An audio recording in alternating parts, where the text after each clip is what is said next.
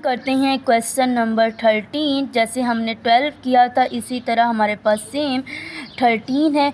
हमारे पास है 3 की power 2x + 2 equal to 12 minus 3 की पावर x। 12 माइनस नहीं है, डॉट है, -3। अब हम करेंगे सॉल्व करने के लिए। अब हम इसको पहले अरेंज कर लेते हैं। अरेंज करेंगे 3 की पावर 2x + 2 इक्वल टू 12.3 की पावर x - 3। अरेंज करते हैं, ये सारी टर्म्स इधर आ जाएंगी। 3 की पावर 2x + 2 माइनस 12.3 की पावर x - 3 इक्वल टू 0।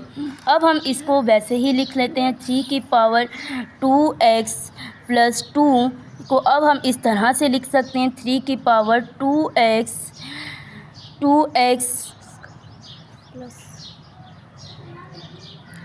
यहाँ पे जो जिस तरह के -3 था वो हमारे पास यहाँ पे आके +3 हो गया।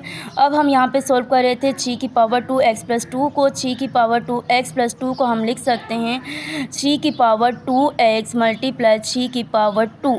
अब अगर हम इसको सोल्व करें, क्योंकि बेस सेम है, पावर डिफरेंस है, तो ये हमारे पास 2x + 2 आ जाएगा। हम 3 की पावर 2x + 2 की जगह पे हम ये चीज़ राइट कर सकते हैं। तो अब हम लिख लेते हैं इसकी जगह पे 3 की पावर 2x × 3 की पावर 2 माइनस 12 × 3 की पावर x -+3 इक्वल टू 0। अब हमारे पास एक x है और एक हमारे पास 2x है, तो हम y को कंसीडर कर लेते हैं 3 की पावर x और y² को कंसीडर कर लेते हैं 3 की पावर 2x। तो हम लेट कर लेते हैं, लेट y इक्वल टू 3 की power x, y² equal to 3 की पावर 2x। तो हम वैल्यूज़ पुट कर देते हैं। वैल्यूज़ पुट करते हैं, हमारे पास आ जाएगा y² × 3 की पावर 2 माइनस 12 मल्टीप्लाई 3x की जगह पे हम y पुट कर देंगे +3 इक्वल टू 0। y 3 × 3 9 आ जाएगा। 9y² minus 12y + 3 equal to 0। Factorisation करेंगे 9 × 3 27 आ जाएगा। 9 × 3 अगर हम 9 + 3 करें तो हमारे पास 12 आता है। हमें -12 चाहिए तो हम -9 - 3 करेंगे तो हमारे पास -12 आ जाएगा। तो हम लिख सकते हैं यहाँ पर 9y² माइनस 9y²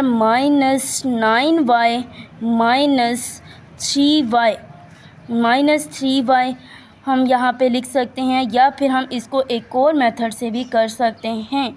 अब अगर जिस तरह कि हमारे पास है 12y है, अगर हम यहाँ पे ये 3 कॉमन ले लें तो वो उस तरह से भी सॉल्व कर सकते हैं, लेकिन अभी हमने कॉमन नहीं लिया तो हम इसको ऐसे ही कर रहे हैं। 9y - 3y + 3 equal to 0। तो अगर हम कॉमन लें, यहाँ पे 9 कॉमन ले लेते हैं और 9y कॉमन लेंगे तो हमारे पास y - 1 आ जाएगा। इसमें अब यहाँ पे 3 कॉमन लेते हैं तो हमारे पास y - 1 आ जाएगा। तो हमारे पास 9y - 3 और एक हमारे पास y - 1 आ जाएगा। अब ये हमारे पास 9y - 3 equal to 0, y equal to 3/9। तो हमारे पास y की वैल्यू आ जाती है 1/3 और एक हमारे पास आ जाती है y - 1 equal to 0, y equal to 1 आ जाती हैं। अब हम यहाँ पे सिंपली क्या करेंगे, वैल्यूज़ पुट करेंगे y की। तो हम यहाँ पे लिख लेते हैं putting value of y equal to 3 की पावर x। दोनों साइड पे हम लिख लेते हैं y इक्वल टू y की, जिस तरह कि हमारे पास 3 की पावर x है, एक हमारे पास y की वैल्यू है y इक्वल टू 1/3। हम लिख सकते हैं 3 की पावर x इक्वल टू 1/3। 3 की पावर x, अब यहाँ पे 3 की पावर जो है हमारे पास 1 है, ऊपर जाके -1 हो जाएगी 3 की पावर -1। अब यहाँ पे ये दोनों बेस सेम हैं तो हमारे पास वैल्यू आ जाएगी x इक्वल टू -1। अब सेकंड वाली देख लेते हैं y equal to 3x। 3x था हमारे पास और y की सेकंड वैल्यू हमारे पास क्या है 1 है।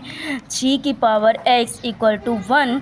अब 3 की पावर अब हम अगर 0 करें तो हमारे पास 1 आ जाता है, तो हम 3 की पावर x 1 की जगह पे हम ये लिख सकते हैं 3 की पावर 0, बेस से कट जाएगी, x की वैल्यू हमारे पास 0 आ जाएगी। तो हम सोल्यूशन सेट लिख लेते हैं -1 और 0।